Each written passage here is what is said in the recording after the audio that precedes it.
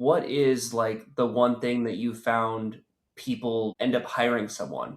Is it the pain that they're experiencing, like emotionally, or is it a financial piece that they then see contractually? I mean, with startup founders, it's a combination of the two, or maybe one or the other.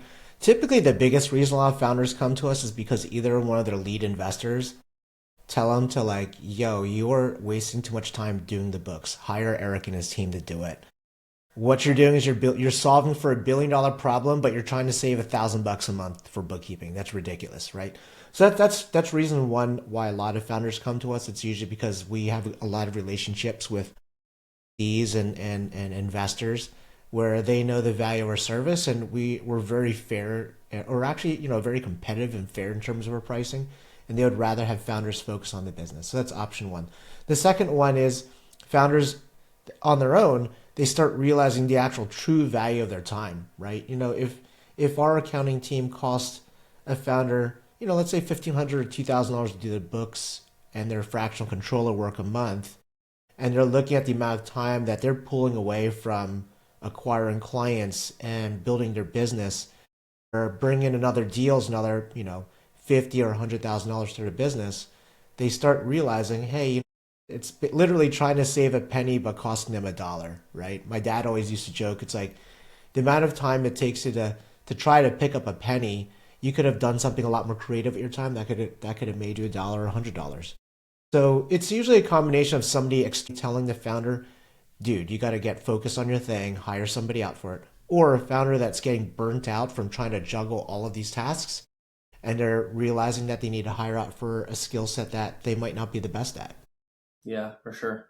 Yeah, I mean, it's definitely really that surrender aspect to really focus on other pieces, and to your point, really mindset of just like, hey, who else can do this for me, do this with me, or do this alongside me, right? Which is just a core key principle of being really a founder and a CEO, right? And not just with tax or tax strategy, but also with all other facets of the business. But it's especially difficult for first time founders, I would say. So second time and third time and beyond, right? They've kind of been there, done that, and so they probably have that professional or those thought processes.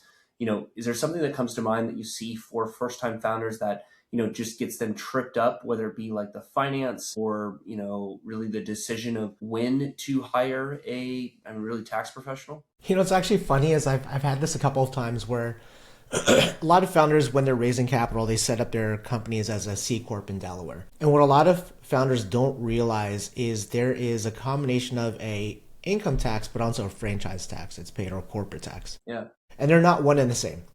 And the way that the corporate tax works is every year you have to file this on the Delaware Secretary of State website. This is not something that happens on the tax return. And on that Secretary of State website, you have to notate the number of shares that are issued, asset value, and then you have a proposed tax that you pay the state. If you don't pay it on an annual basis, typically the first year they'll get a bill for something like $192,000, which is ridiculous. But the way it works is the state calculates it based on outstanding shares and what they think the company's worth. So usually when that founder gets that first bill in the mail of $192,000, just like anybody else, you see a letter in the mail from a state or federal government and your heart sinks. You open up the letter in complete shock and you're like, how do I fix this thing? So from that perspective, a lot of founders, they're trying to figure out how to solve that. And that's when we come in and we also show them, hey, here are the gaps and all these other things that's going on. Other areas are where founders are very unclear about their finances. And we see this happen on the Series A side of things because what typically happens is when money's flush, spending goes way up. Yeah. And founders at that point are like, dude, why is my runway not lasting as far as I'd anticipated, right? Why is my runway only 8 months? I thought we had 14 months of runway. And usually at that point, again, is when they hire us to come in and do some forensic accounting to figure out where all the glut is, all the fat is, what can get cut out of there to help them get their runway back to where it needs to be, right?